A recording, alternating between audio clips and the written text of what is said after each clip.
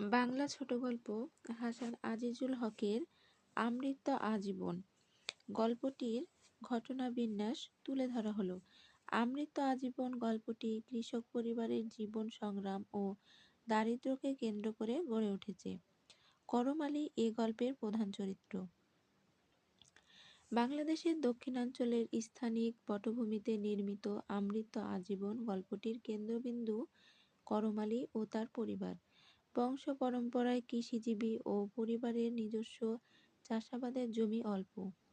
অন্যের জমিতে বর্গা চাষ করেও দিনমজুরের কাজ করে পরিবারের ব্যয় নির্বাহ করতে হয়। বৃদ্ধ মা, স্ত্রী ও পুত্র রহম আলীকে নিয়ে করম আলীর সংসার। জীবন কায়ক্লেশে কাটলেও একদিন সে সংসারে প্রায় বজ্রাঘাত ঘটে। বাড়তি আয়ের আশায় বাড়ির কাছে পতিত জমি সংস্কারের ফলে করম আলী বিশাল ফণা বিশিষ্ট একটি গোখরা সাপ দেখতে পায়। প্রচলিত সংস্কার ও লোকবিশ্বাস থেকে করম আলীর প্রত্যয় হয় যে সাপটি তার জমিতে অধিষ্ঠিত করেছে। কাজ ফেলে রহম আলীকে নিয়ে বাড়ি ফিরে জানতে পারে তার সবল তরুণ পুরুষ্ট ধলা বলদটি সাপের কামড়ে মারা গেছে। ভবিষ্যৎ জীবনের কথা ভেবে করম আলী চিন্তিত হয়ে পড়ে, কেননা জমির মালিককে জমি ফেরত দিতে হবে।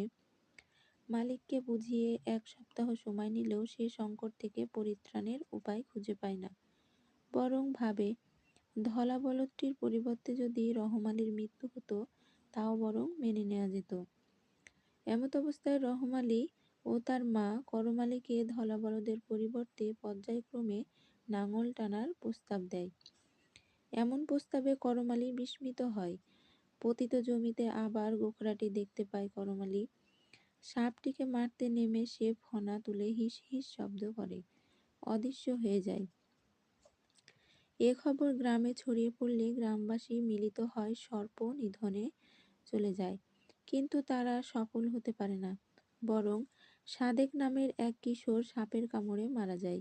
করম আলীর লাঠির আঘাতে ভ্রুক্ষেপ না করে সাপটি চলে যেতে চাইলে সবলে সে সাপের মাঝ বরাবর কোপ দেয়। এতে লেজের দিকের 8 আঙ্গুল পরিমাণ দেহ থেকে জমিতে পড়ে যায়। এতে সাপের মৃত্যু হয় না।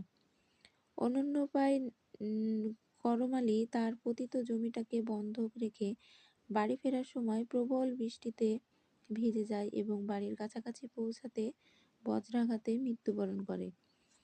কৃষিজীবী মানুষের আমৃত্য সংগ্রামশীলতার সমক্ষ ও বিস্তৃত পরিচয় দানের মধ্য দিয়ে গল্পটির পরিসমাপ্তি ঘটে।